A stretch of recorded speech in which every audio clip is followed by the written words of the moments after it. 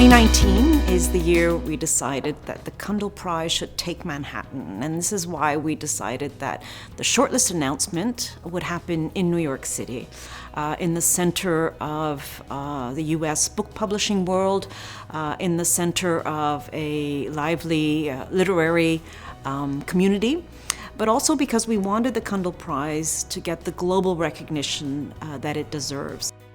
We want to be able to bring the prize to different audiences, to different places in Canada, in the United States, in the United Kingdom, and beyond. Well, we have so many prizes that deal with more specialized areas.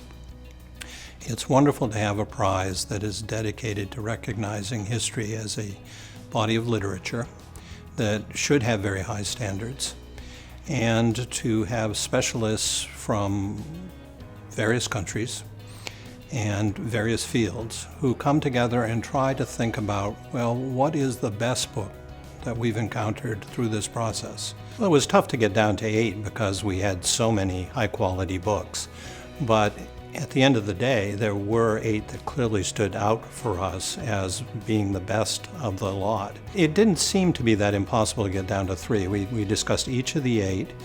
We were interested in the pluses, which were very apparent, and then what we thought maybe held them back a little bit from some of the other books that we were considering. And after we had discussed all 8, it was pretty clear what the 3 would be that we'd identified as the finalists.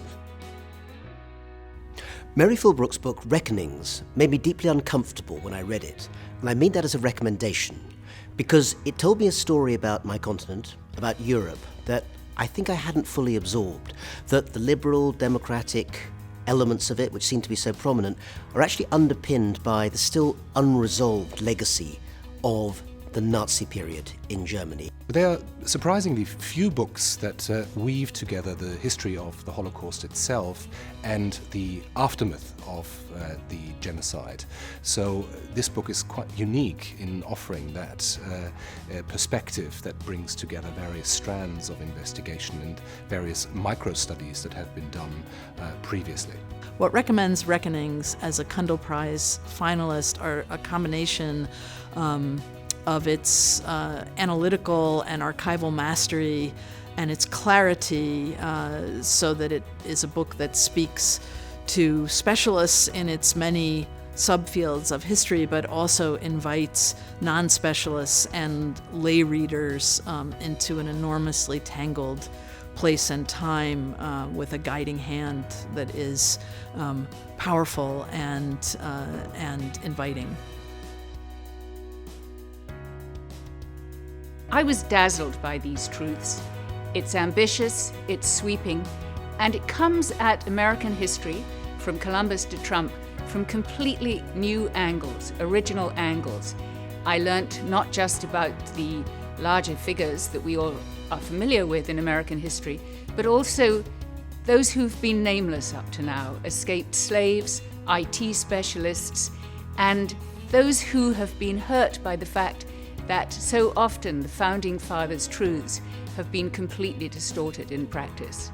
Jill Lepore's These Truths is a remarkably well-written book. It is extremely ambitious in its writing, and it weaves in many characters, some of them familiar, some of them quite novel to readers. But she shows the rich way in which Americans from very diverse backgrounds have contributed to the development of democracy and to the challenges that democracy continues to face today. These Truths by Jill Lepore does something that actually I thought was almost impossible, which was to take a very, very well-known story, the history of the United States of America, and make something new from it. It's worth understanding that the note of hope that sits there at the end of the book should be justified by understanding that everything in history does change, even the United States. Julia Lovell's Maoism is a revelation, and I think will be for every reader. I suspect there's nobody beyond Lovell herself who has wrestled with as many theaters of Maoist thought, and in the fresh way that she does with Maoist thought itself. I think every juror in the room, including our China specialist, had an experience of discovery in the book that was just enormously compelling. Very often books that set out to undertake global history writing end up focusing on certain non-European places. But this book really takes us around the globe. It is both a history of ideas that is deeply grounded. There are actors, very well-developed characters, and this is a major contribution to various literatures. Maoism is such an important subject today as we watch China assume a larger and larger global role. And understanding exactly where today's China comes from is really crucial. Over the past years, we've been so fortunate to celebrate so many exceptional works of history, and we're so looking forward to announcing the 2019 winner of the Cundill History Prize.